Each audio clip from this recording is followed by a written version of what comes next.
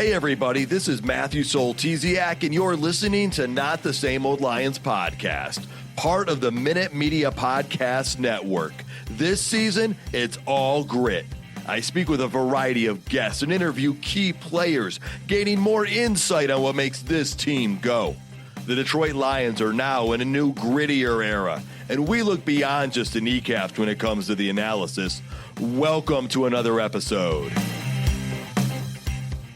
In this episode, we talk about the Detroit Lions hype train from last year. Was it worth the fare?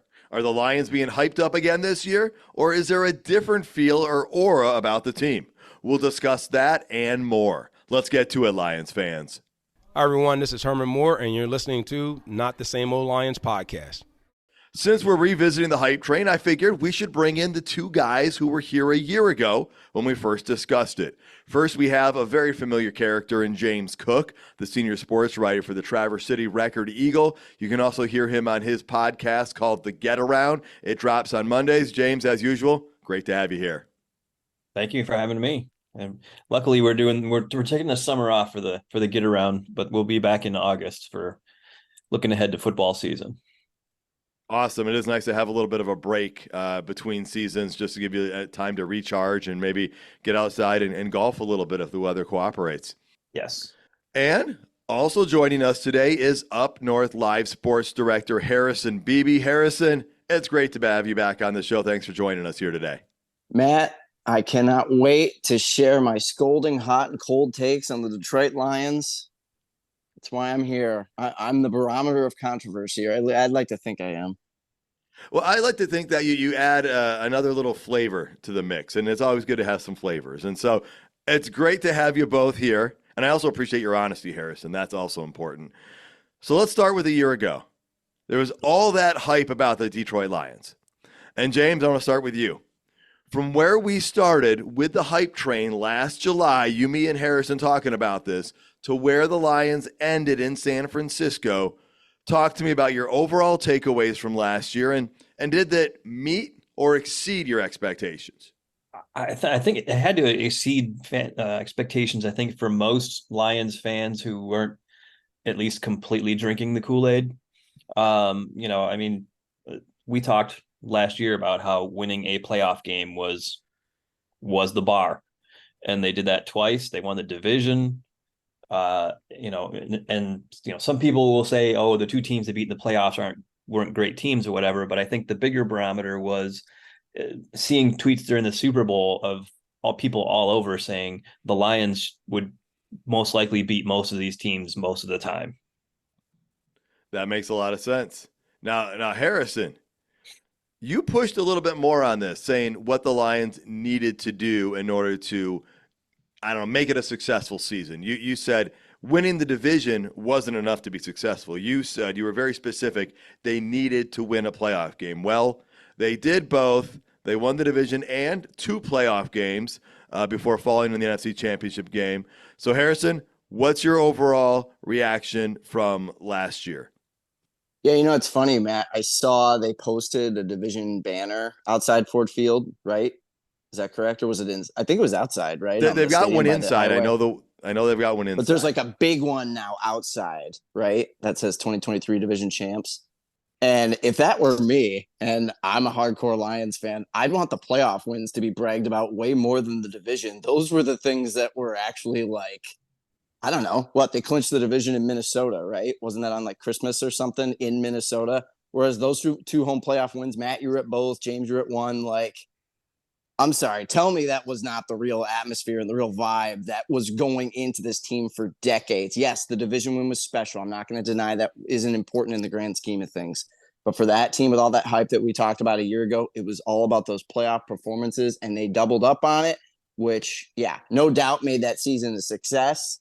And, we'll get into the NFC title game, I know, in a bit. A lot of expectations maybe changed once they got to that Final Four, but for evaluating what we talked about last July, August, well, it was 100% a successful season. All right. Now, Harrison, I see your point on that, because you could almost kind of liken it to what some people do in college basketball now. They'll say, hey, it's great to win your conference championship, but a lot of people really pay attention to what happens in the NCAA tournament. And if you get one and done in the NCAA tournament, or even two after losing or after winning your conference championship, it doesn't matter as much. And you're right about the atmosphere of those playoff games. James was there for the NFC, the divisional round with me, the Tampa game. I mean, James, speak to that atmosphere that you experienced there. Oh, it was insane. I brought, in anticipation of what you said, that the week before the crowd was like, which was louder than the week before that when they beat the Vikings. I brought earplugs. I didn't use them. I didn't end up using them. I probably should have, but I didn't use them. And it was just amazing to just kind of soak that in and see the city of Detroit just completely embracing that team and then pulling off that win. So I'll say for me, the Lions did everything they needed to. I hoped they would do it. And Harrison, I didn't know, do I have to commit to that one playoff victory back in July of last year, or is it a division win enough? And the fact that they did both, for the first time since that 91 season and going into that wild card game. I don't know how you guys were feeling. I was so nervous. And I was like, hey, if the Lions win this, I love the storyline. But I don't like the storyline going in because there's too many things going against us. But you talked about that atmosphere. Maybe because it was a legit 2 degrees outside and it felt like everything had frozen over. And the crazy Jared Goff chants that erupted before the game and had become a new phenomenon around the state of Michigan. There was just so much buildup and I think anxiety. You can almost feel the tension and the excitement overlapping in that stadium. When we won, it was like everybody could exhale, and it was big. And then that win over Tampa was nice because it avoided that one win. And, they only won one game. They got lucky, a narrative that maybe some national pundits might have pulled out. By winning 2, that I felt like helped change the situation we're in. It helped change the talking points. So I felt like it was a very successful season. I think, as you guys said, it'd be hard pressed to find someone who didn't think it was successful. But I think it was even more successful than a lot of us, probably thought it might actually be before the season started. Yeah, there's that one fan out there that was like going into last year with like Super Bowl or bust. So the fact that they didn't make it, he was like, screw it. They failed me and every. So if people think I'm a pessimist, there's that guy out there somewhere that no doubt had that as the standard, and he's upset entering this year. Yeah. And I bet you there's a lot of people who have that standard now this year. And I'm still like, you're right, James. Maybe we'll go into talking about that. Yeah. Oh, we definitely will. But Harrison, I have a question for you.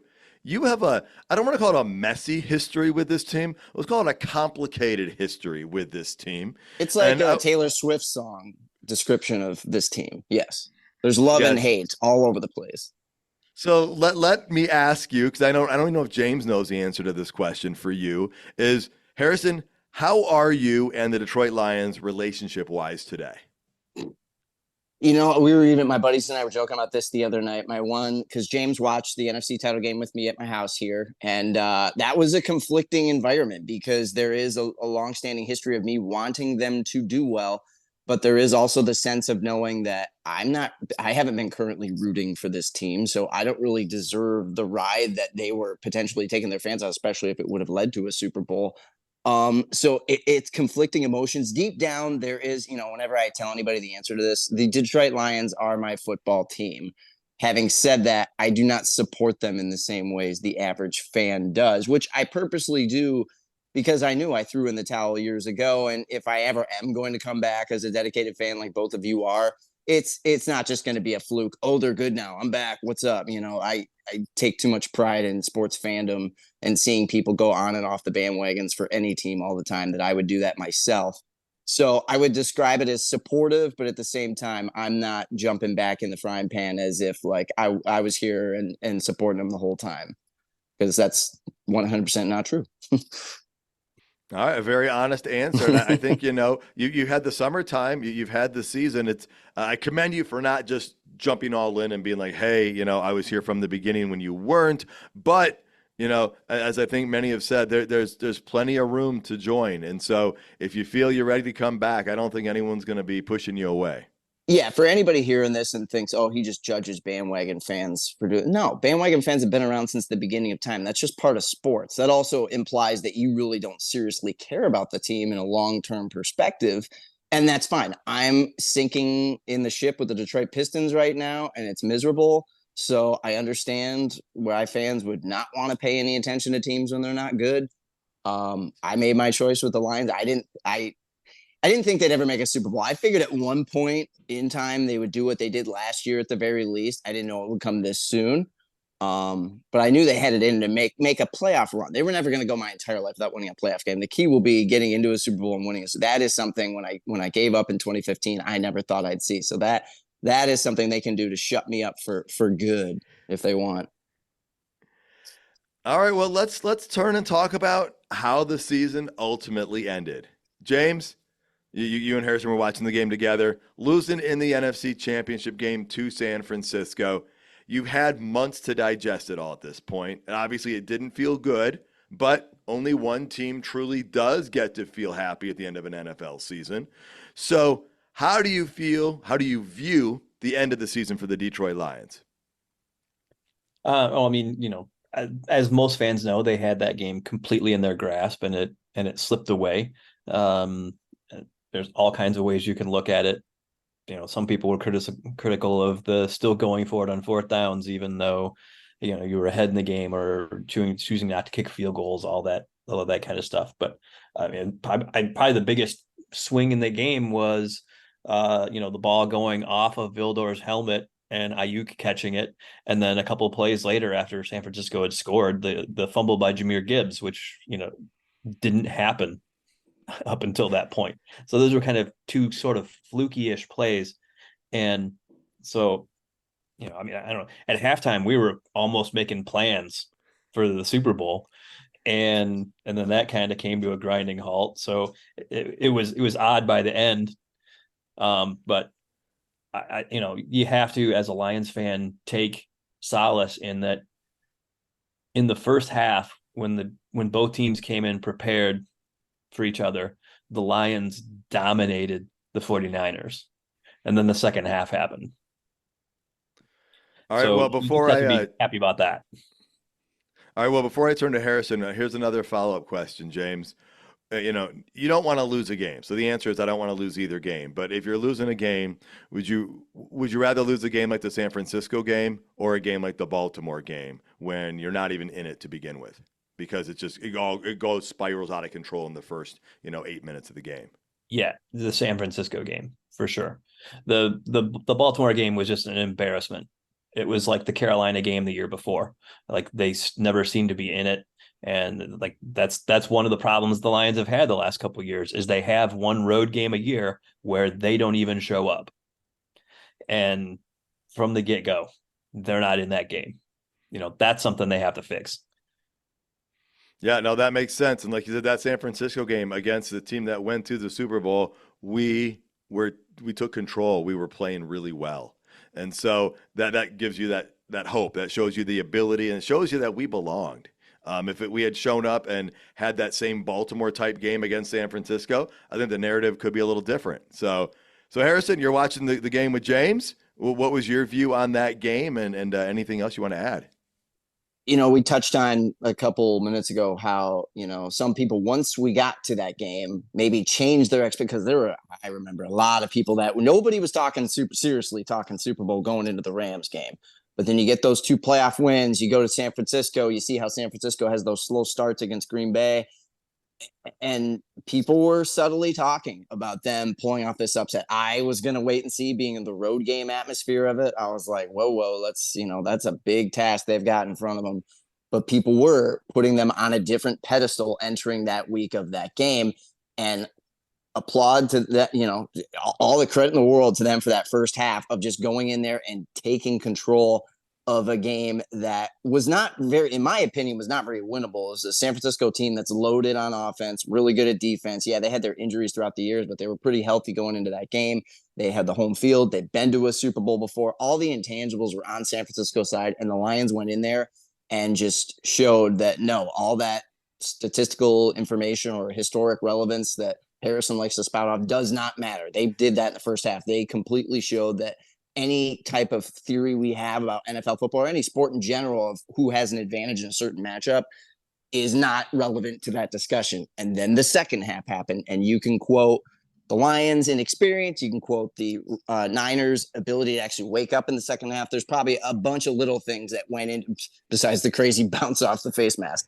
I think that'll signify the second half of that game till the end of time.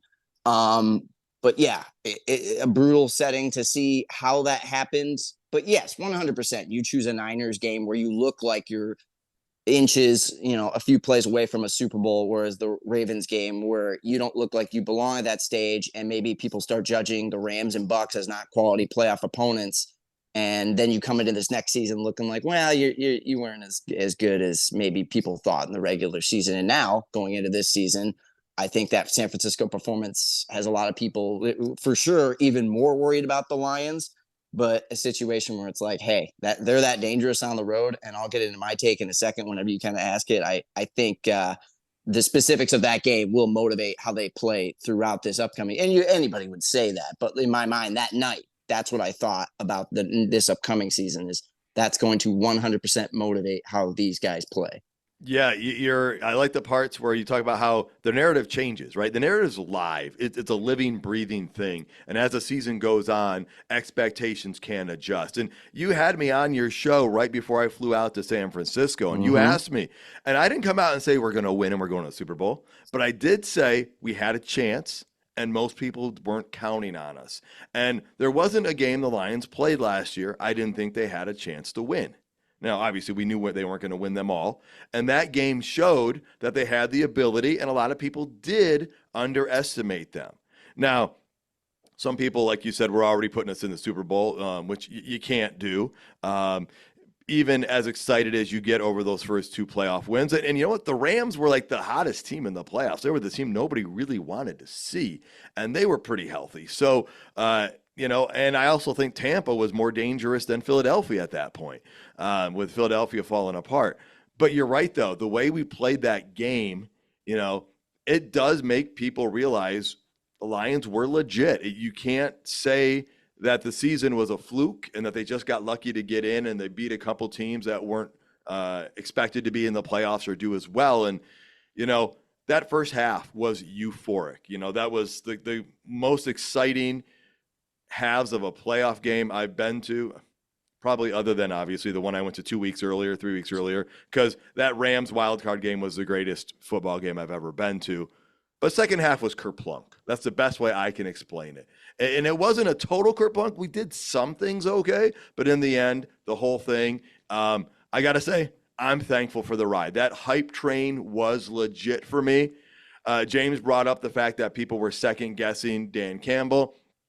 My friend who flew down from Seattle, right next to me in the seat, second-guessing Dan Campbell. At one point, I finally had to say, dude, the New York Giants are not even here. You need to just, calm down a little bit. This is what we do. He'd been going for fourth downs all year. For people that would suddenly think he would change that up in the final four, it's like, no. At that point, I was cheering for the fourth. I was ridiculing the fourth down plays throughout the year. In that game, you do it. You dance with the card that brought you there, and that was their gimmick all year. So if you can love the fourth down plays in the regular season, but scrutinize them when it really matters, it's like that was clearly what he was going to do. So I don't understand why fans would get so outraged by that. Right. And him knowing that the 49ers are kind of a second half team, like keep your foot on the gas. And that's exactly what he did. And people criticized him for that.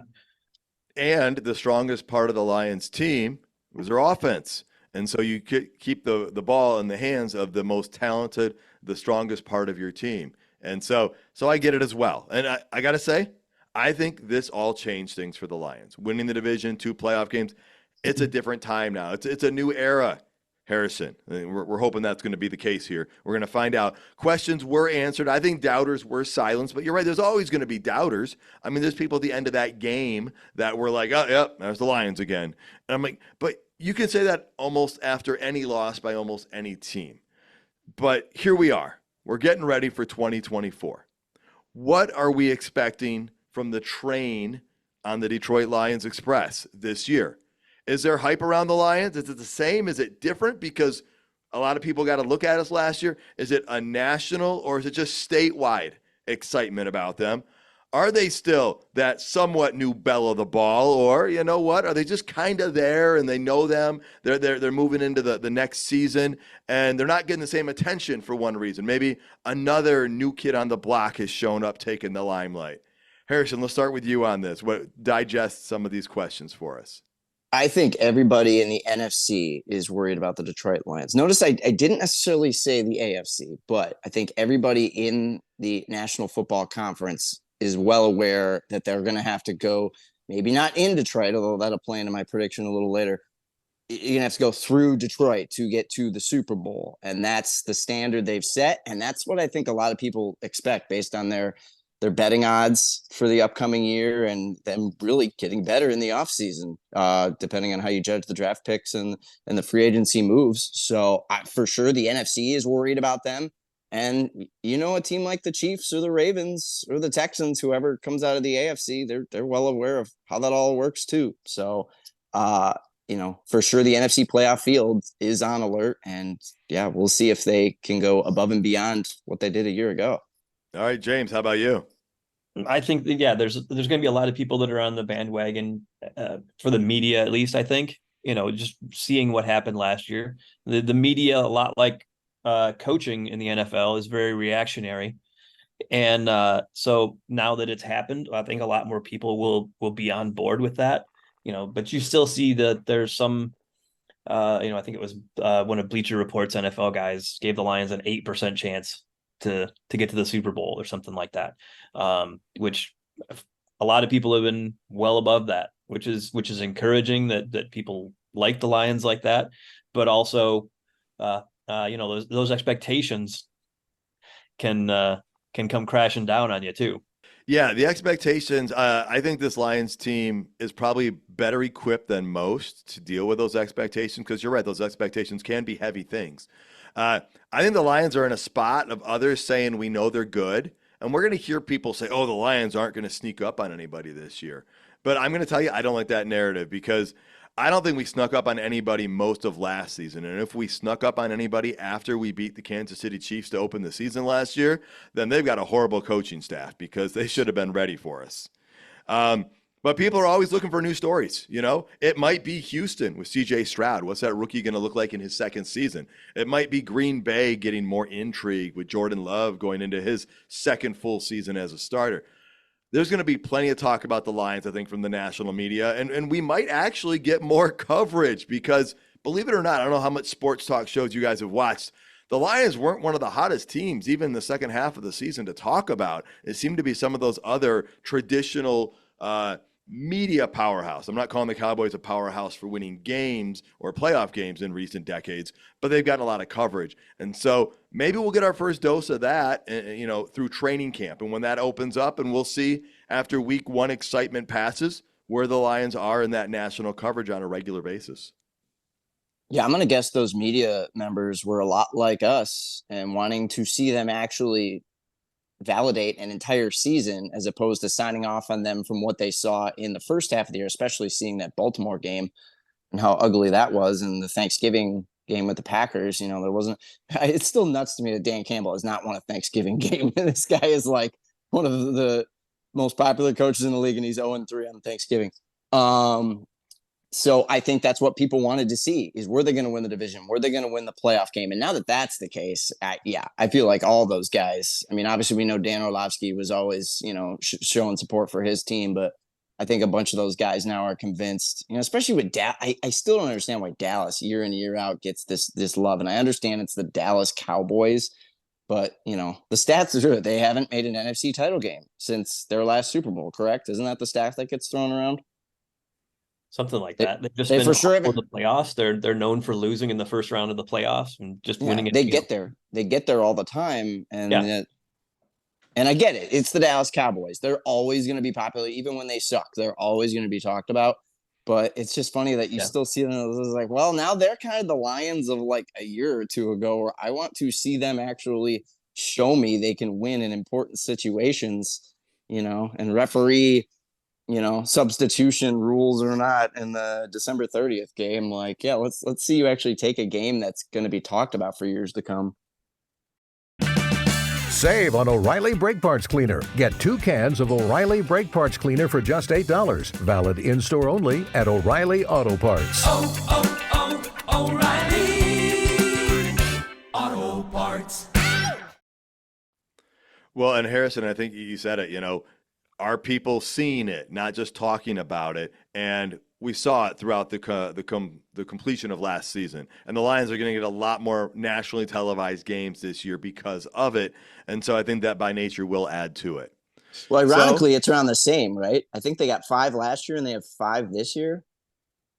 I mean, it's hard to get more than 5 in general. So, like, really, especially if you're not the Cowboys or Eagles or whatever team gets all the favorite love. But right, I think it's only 5, isn't it?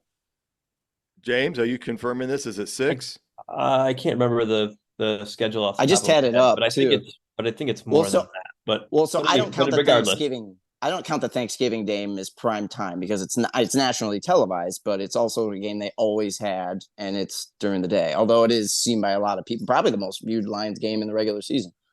And technically speaking, you won't believe this, Harrison, the Lions have 9 nationally televised games. They play, now they're not all in prime time, but there's 9 nationally televised. So that starts with the Rams, then the Bucks in week 2. That's nationally televised, even though it's a 1:00 game. Well, that doesn't make it nationally televised then. No, actually, no, you're right. It's a 1:00. That's not it. You got the Rams, you got the Seahawks. The Cowboys game is a 4:25 nationally televised game. So even though it's a 4:25 game, and then the Packers on Sunday, November 3rd is a nationally televised game. They have the Texans Sunday night. They've got the Bears on Thanksgiving, which I know you're not counting. You've got the Packers again. This time it's on a Thursday on Amazon Prime. Then they've got Buffalo at 4:25 on CBS. And yeah, Amazon Prime's not nationally televised either. And then they got the Monday Night Football. But so that's kind of what you can look at those numbers and you could make them the way you want. But they are getting a little bit more highlighted than they did last year. Just a little. But the 4:30 games, it's tough to count those because there are other games going on. Whereas primetime games, that's the test because like you're the only game on TV at that time. Whereas somebody could watch another, West Coast game at the 4:30 slot if they wanted to. Yeah, that makes a lot of sense. I can go with that. So let's talk about what it's going to take for the Lions to be successful this season in your eyes.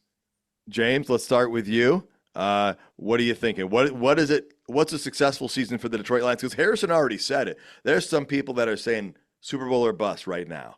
Is that your measuring stick? Where does your measuring stick? What's a successful season for the Lions look like for you? No, I'm not going to get my priorities or my expectations completely out of whack based on one season. What I think that the team can do and what I expect them to do are two different levels. I think the expectation for it to be deemed another successful season is getting back to the NFC Championship game. I think that's kind of the bar for me, at least. They've shown that they can, with the front office they have, they can do this. They can do it sustainably.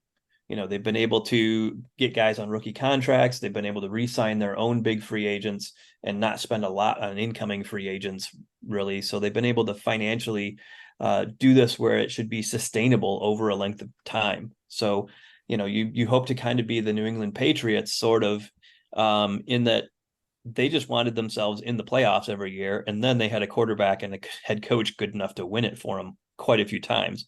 But if you hope to just get there and make yourself a serious contender every year, it's going to happen. All right, that makes a lot of sense. Harrison, how about you? Yeah, I mean, I agree with James. You can't, to compare it to me running high school cross country, which everybody can relate to.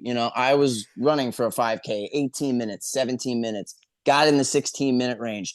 But you keep trying to set a new personal best, and it just gets harder and harder because it's just more difficult. The faster you go, the harder it is to break that time and keeping it to relate it to the NFL. You get down to the Final Four, yeah, you can have the best team in football, but it's not guaranteed. What that was the Ravens last year. A lot of people thought that was going to be their year.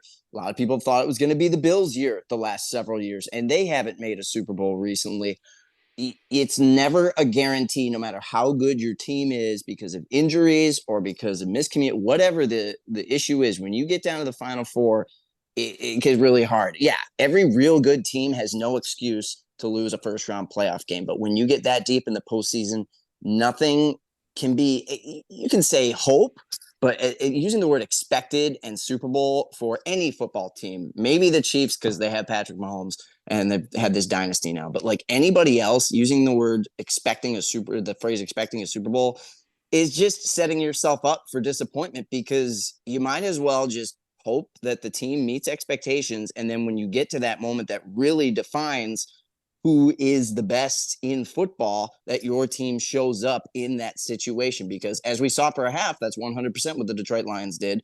And then as we saw in the second half, whether it was more Niners or more Lions collapse, they dropped that opportunity, not because they weren't good enough, but because the situation got to a level where they couldn't match it. And that's not, I don't think, outside of a couple Lions-ish errors, that's not really something you can blame on the team, as much as showing, for whatever reason, the Niners were the better team through 4 quarters that day. So how does that go into this year? Yes, I agree with James. That is your standard. You've made the NFC title game. You want, as a franchise, to not disappoint fans. You want to do that again, because no matter what, will it be cool if they win a playoff game and say losing the divisional round this upcoming season? For sure. That'll still be like a successful season in a lot of senses. But after last year, and knowing you brought a majority of that roster back and you've added to it, you've still got Ben Johnson, you are going to want that team to, at the very least, make the NFC title game, to make you feel like all the work they're putting into it for 365 days is worth it. And I think the key motivator in that is going to be that loss in the NFC title game, because it was on the road. They know more than anybody, if they can get that game at Ford Field, that gives them a huge advantage. So I think more than almost any other team in the NFL, I mean, I'm not going to power rank them here, but I don't see any other team that's more motivated to win every game this season than the Detroit Lions. Will they win every game this season? No, they do not seem like a 17-0 football team. I'm surprised the Patriots did it back in the day. That's how hard of, well, they were 16-0, I guess. Anyways, I'm surprised any team feels like they have the ability to do, well, ability, but like the actual realistic expectations to do that, knowing how hard it is to play every weekend out in the NFL, knowing half your games are on the road. But I think this team, more than any other, has the motivation to have the best record, at least in the NFC. So they host San Francisco or Philadelphia or Dallas, whichever team ends up being in the Final Four with them. If it comes to that, that game will be at Ford Field like those first 2 rounds were. Then Matt and James, you guys can spend a bunch of money and go again. And hopefully that home field advantage is what gives the Lions an edge that they didn't have a year ago. And I think they know in a lot of ways that was a key thing missing from that opportunity. Yeah, a lot of great points there, Harrison. And playoffs are the expectation. You guys both said the NFC Championship game. I'm going to say if they don't reach the NFC Championship game, some people will feel a little bit disappointed or bummed out. For me, to be a successful season, I take a few things into account. The division is better, right? I would love to win it again, and I think we can, but it is going to be a more difficult division. It's a tougher overall schedule that plays into that as well. And I think some of the other teams in the NFC have gotten better this year. So I'm not going to say we need to win a certain number of games or the division or so many playoff games or even get to a Super Bowl. Because there's, like you said, Harrison, there are so many variables that go on through a season that can, interrupt something. But I will say this. They need to play the same style of football we saw a year ago. That's what we need to see. Same style, same effort, same tenacity. They got to use that word grit, and they've got to exude it just like they did last year. They've kept the same coaches. They've kept almost all the same players that were starters. And those who didn't stay, they replaced with similar talent or better talent. If they do that, if they can stay healthy, the sky is the limit for this team. They just have to stay the course. I think the only way the season would be a disappointment to me is if the team strays from everything they've been building for the last 3 years. I just don't see that happening. Well, and if Ben Johnson had left, that is where I think the biggest question mark would be with this team. The fact that he came back again, which still kind of shocks me in a way, but hey, props to the guy. He cares more about having a successful team than getting a bigger paycheck, I guess. That would have been the number one question to me of the changes for this team. And yeah, I don't expect a lot of changes. I expect that offense to be more in sync. I expect that defense to be better. And like I told you, I think more than anybody else, they are going to be more up to the challenge of winning every game to get all those playoff games at Ford Field. Well, exactly. And talking about the coaching staff with Ben Johnson being back, I think the other reason that maybe we have a lot of expectations is he could leave after this season. You never know when a player is going to leave or a coach is going to leave. And we know how important it is for an offense or a defense to keep all their pieces together and keep their schemes together and their coaching staffs. And what an advantage that gives you against another team that's learning everything from scratch. Or, I mean, think about all the times a new offensive coordinator came in when Matthew Stafford was here. And then you had to do all that relearning and all that. And so the Lions, like you said, every NFC team is aware of them, and I think that's what sets them up for such a great opportunity to succeed this year. I agree. I know people are probably thinking some people who know about my Lions pessimism probably thought I'd be hating more, but it's impossible to hate on this team. Yeah, is there a chance that they could go like 500-ish? There's that chance. With injuries and the tough schedule, like it's not guaranteed that this Lions team is immediately like last year. But from all we've seen and all we know of the organization, it is really tough to picture a letdown season where some teams have done that in the past. You know, coming off even Super Bowl. Look at the Bengals after Joe Burrow got them there. The next season was, considered a letdown for a lot of people because they had made the Super Bowl. But now here they are. A lot of people are talking about the Bengals again. So. Well, and also right after the game, Coach Campbell talked about how it's going to be even harder this year than next year. So he already planted that seed right away. And he said there's no guarantee we'll get back here. And Harrison, you alluded to this earlier. The way that last game ended leaves a really bad taste in your mouth that I think prevents anybody from taking anything for granted. Exactly. I guess that's how you want it. If you don't win the big one, you want a game that irks you so bad that that's all you think about through the offseason. And whether that's the result you want or not, I think that's one that the players are taking full advantage of. All right, last couple of questions here. James, we'll start with you. Any words you have for fellow fans and their emotions as we enter this new era of Lions fandom where people enter the season with not just far-fetched excitement, but realistic excitement for what the team can do? I would say confused. I think a lot of Lions fans don't know how to approach this, kind of myself included. We're not used to this kind of success. We're not used to expectations. They're not used to the Lions being somebody who's talked about on ESPN on a regular basis, aside from being mocked, I can see a lot of teams and a lot of fans wanting the Lions to be kind of that team. They have a lot going for them. They have good personalities and players that don't generally get into trouble or anything and make headlines for the wrong reasons, and probably for the media. If I was somebody who is a national talking head, I am sick and tired of having to talk about the Dallas Cowboys. I mean, they're the Cincinnati Bengals of the 2000s, basically, where they make the playoffs and lose in the first round every year, but they get, except they get talked about way, way, way, way more. So I think the Lions are kind of a refreshing change of pace for a lot of people in the media. And I don't think that makes a difference on what's going to happen on the field or anything at all, but it's refreshing for the fans that I think that may be the case this season. And it's just a whole different season as far as expectations. I've seen a lot of fans who just quickly have gone 360 degrees from, oh, the Lions suck to we're going to win the Super Bowl. And without a doubt, like, we're winning the Super Bowl this year. And I'm like, that's a bit much, man. Health figures so much into that.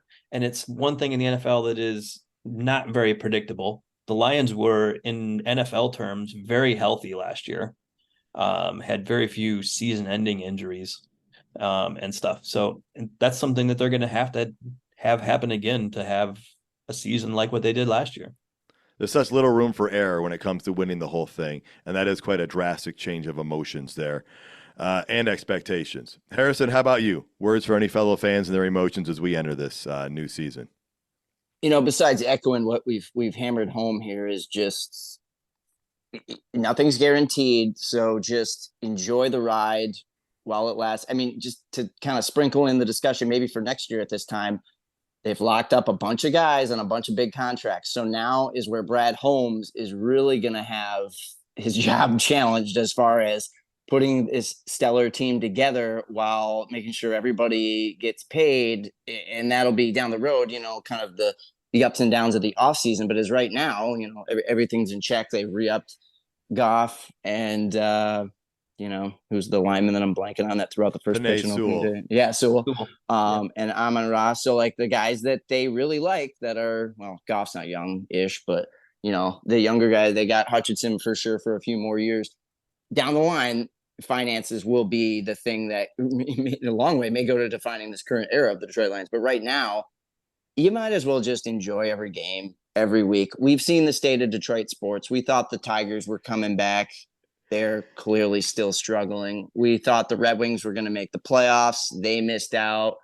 And I think a lot of questions are, I get it. Steve Yzerman inherited a really bad roster with a really bad farm. Everything was terrible for the Red Wings in 2019, but it's been 5 years now, and the Red Wings still aren't in the postseason. I think the Red Wings are the Dallas Cowboys of hockey.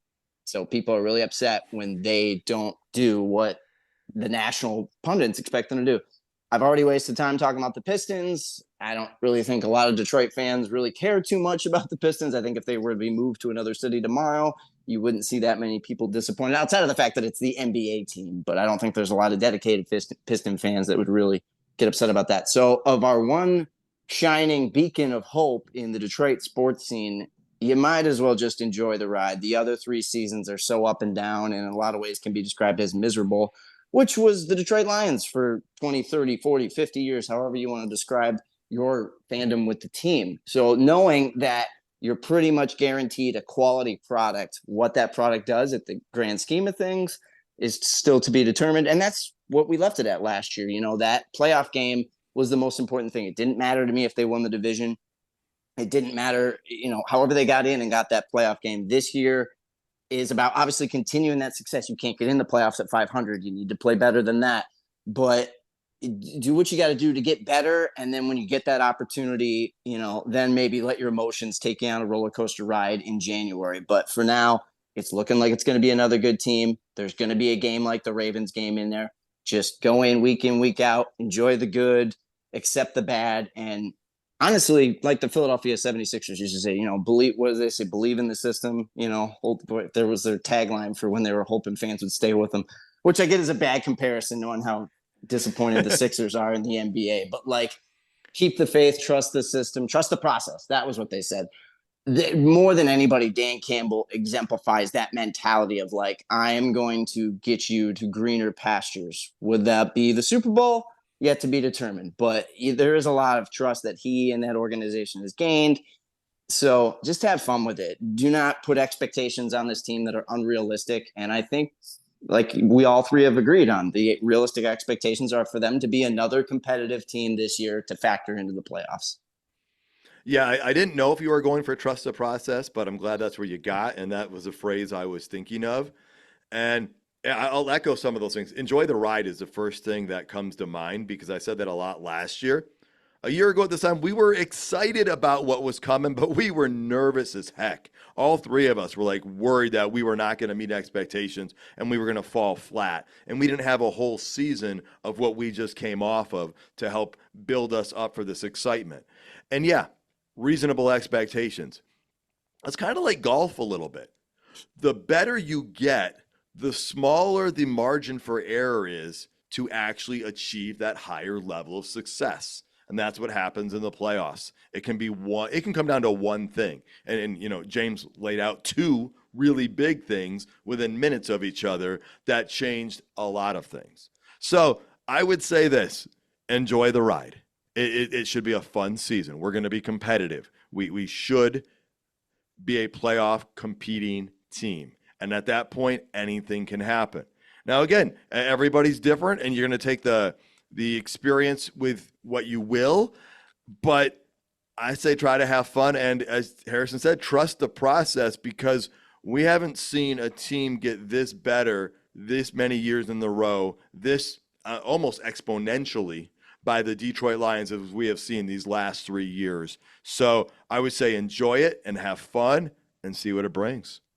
James, any final thoughts before we get out of here for the Lions fandom train or anything else surrounding the Lions?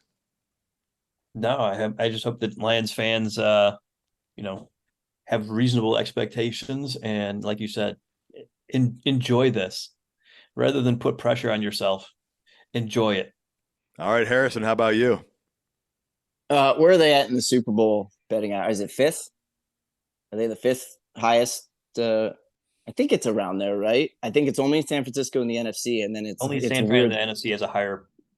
But to win, I think so. Ravens, Yeah. Chiefs, and I think Texans were up there, which is kind of insane to think about that people are reading into CJ Stroud that heavily already. But Yeah, it Yeah, shows the you're gonna Lions be- are number 4 behind 49ers, Chiefs, and Ravens. so okay, and that would, you see a number like that. That's obviously the number that the stat that, or the gambling, feature that's going to be thrown around a lot this year. Ironically, the NFC North division, betting will be very interesting as well. Although obviously the Lions, I think, are the favorite still in that, right? Green Bay is not. Yeah, okay. So it's easy to look at something like that and say, well, hey, that's us. That's where we should be. Everybody expects us to be there, so that's kind of the mentality we have to live up to. But yeah, we say again, just let it settle, let it take its course, and then when we get to January, then you can maybe.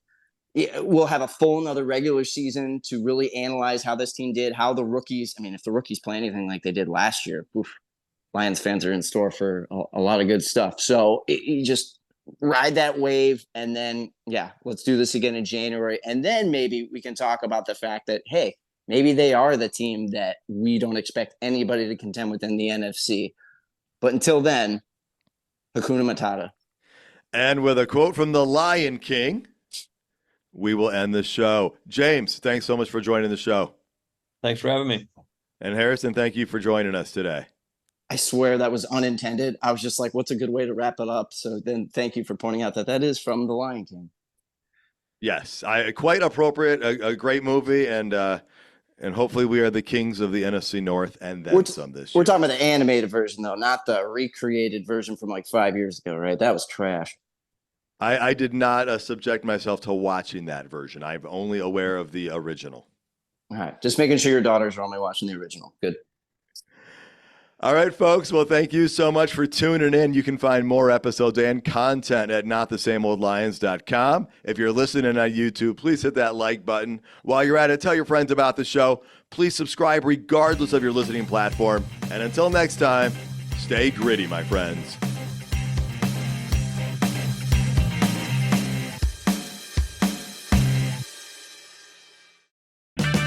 Save on O'Reilly Brake Parts Cleaner. Get 2 cans of O'Reilly Brake Parts Cleaner for just $8. Valid in-store only at O'Reilly Auto Parts. Oh, oh,